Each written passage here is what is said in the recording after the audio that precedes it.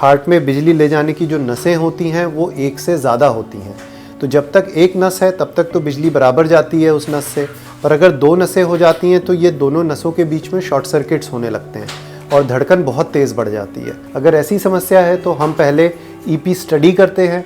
EP study का मतलब होता है इलेक्ट्रोफिजियोलॉजिकल स्टडी, मतलब हार्ट के इलेक्ट्रिकल सिस्टम की स्टडी। इलेक्ट्रिकल सिस्टम की स्टडी से हमें पता लगता है कि ये शॉर्ट सर्किट किस वजह से है, जो एक्स्ट्रा कनेक्शंस हैं और जो करंट लीक हो रहा है वो कहाँ पे है।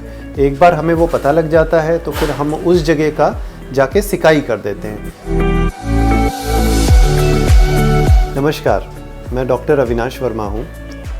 मैं कार्डियक इलेक्ट्रोफिजियोलॉजिस्ट हूँ। इलेक्ट्रोफिजियोलॉजी हार्ट की एक स्पेशलाइज्ड ब्रांच है जिसमें हम हार्ट के बिजली के समस्या का समाधान करते हैं। जो दिल होता है उसमें बहुत सारे सिस्टम होते हैं। दिल में मांसपेशी होती है जो धड़कने का काम करती है, हार्ट को पंप करने का काम करती है। दिल में नसें होती हैं जो बिजली ले जाती हैं ऊपर से नीचे। अपर चेंबर में बिजली बनती है और नीचे के चेंबर में बिजली जाती है। वैसे ही दिल में कुछ रक्त शिराएँ होती हैं जिनको हम नलियाँ कहते हैं। खून की नलियाँ होती हैं जो हार्ट को अपना ब्लड सप्लाई करती हैं। अगर नलियों में ब्लॉकेज आ जाए तो हार्ट अटैक होता है। हार्ट के कुछ हिस्से को खून नहीं मिल पाता और हार्ट अटैक हो जाता है, जिसमें कि नॉर्मली हमने सुना है कि छल्ला डालना पड़ता है या बाईपास करना पड़ता है। वो सारी चीज़ें ब्लॉकेज की समस्या है, जो हार्ट की ब्लड सप्लाई में ब्लॉकेज होती है।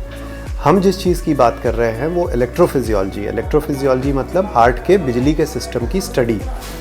हार्ट में जैसे नलियों का सिस्टम होता है वैसे ही नसों का सिस्टम होता है जो कि बिजली का संचार करता है एक चेंबर से दूसरे चेंबर तक। अगर ये ठीक नहीं है तो बहुत प्रकार की समस्याएं पैदा हो सकती हैं।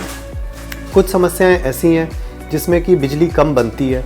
हार्ट का अपना इंटरनल पेसमेकर, कुदरती पेसमेकर जो होता है, जो बिजली बनाने का काम करता है, वो ख़राब हो जाता है तो हार्ट रेट बहुत कम हो जाता है।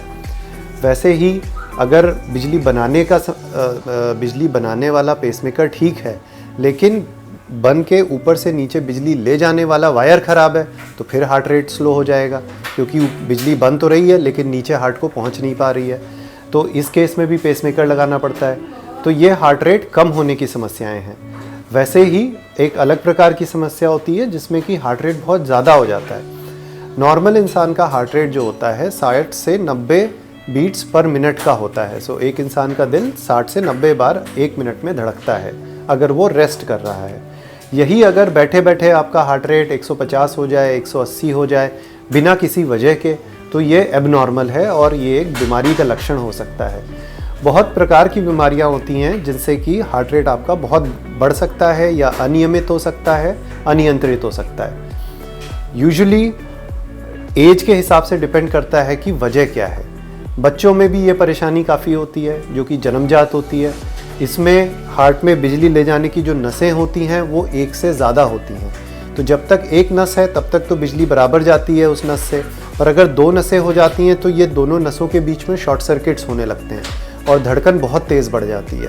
अगर ऐसी समस्या है तो हम पहले ईपी स्टडी करते हैं। ईपी स्टडी का मतलब होता है इलेक्ट्रोफिजियोलॉजिकल स्टडी, मतलब हार्ट के इलेक्ट्रिकल सिस्टम की स्टडी।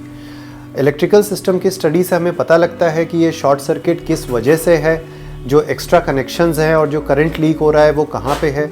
एक बार हमें वो पता लग जाता है तो फिर हम उस जगह का जाके सिकाई कर देते हैं। सिकाई करने की पद्धति को हम RFA कहते हैं, रेडियो फ्रीक्वेंसी अब्लेशन।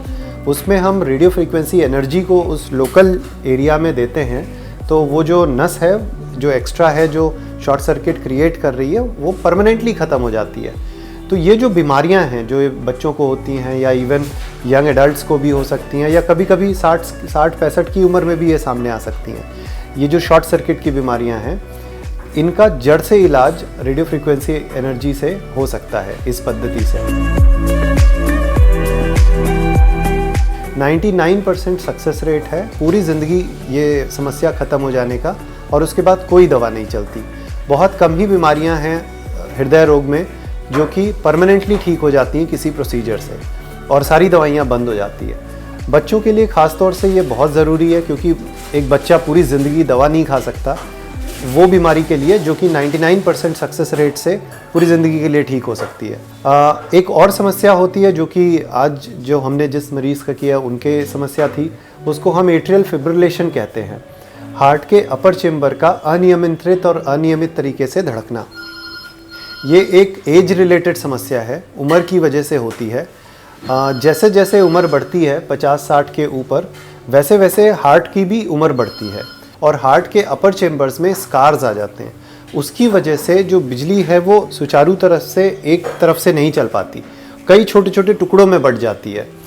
उसकी वजह से जो नॉर्मली अपर चेम्बर में 1 मिनट में 60 से 90 बार बिजली बननी चाहिए, वो 60 से 90 बार ना बन करके 400 से 500 बार बनती है।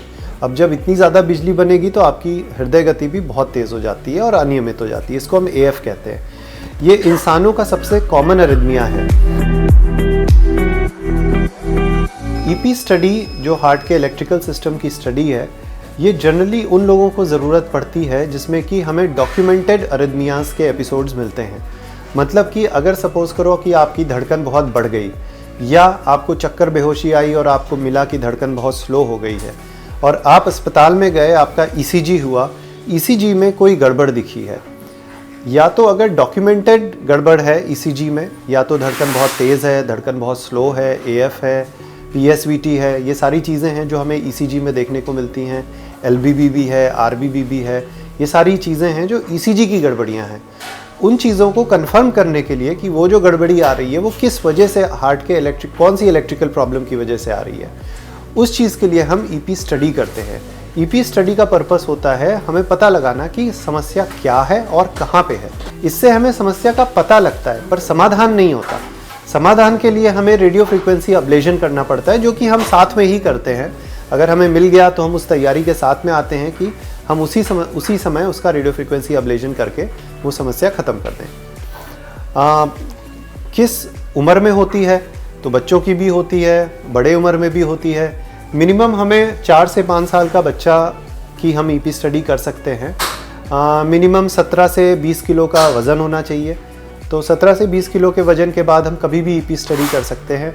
उम्र दराज लोगों में कोई लिमिट नहीं है, 100 के ऊपर भी हम लोग EP स्टडी करते हैं, तो उसमें कोई दिक्कत नहीं आती है।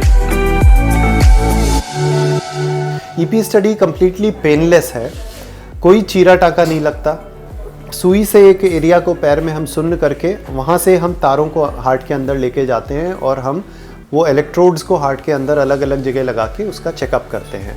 हम एक जगह बिजली देकर ये भी चेक कर सकते हैं कि दूसरी जगह बिजली जाने में कितना टाइम लगता है, किस जगह से जाती है, कौन सा रूट लेती है। तो ये सारी चीज़ें होती हैं जिससे कि हम चेक करते हैं कि क्या समस्या है। ये कम्प्लीटली पेनलेस है।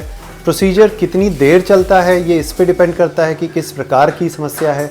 कुछ समस्याएं बहुत जल्दी ख़त्म हो जाती हैं, जल्दी पकड़ में आ जाती हैं, और कुछ बीमारियां हैं जिसमें कि EP स्टडी बहुत लंबी चलती है, 2-2 घंटे भी चल सकती है।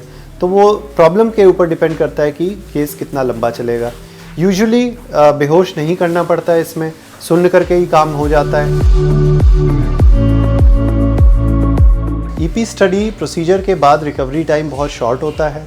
यूजुअली आधे घंटे से 1 घंटे में बिल्कुल नॉर्मल हो जाता है, पैर में दर्द ख़त्म हो जाता है, आप पैर हिला सकते हैं, और 1 से 2 घंटे में हम रूम में शिफ्ट कर देते हैं। रूम में शिफ्ट कर देते हैं और अगली सुबह छुट्टी कर देते हैं फॉर ऑलमोस्ट ऑल केसेस।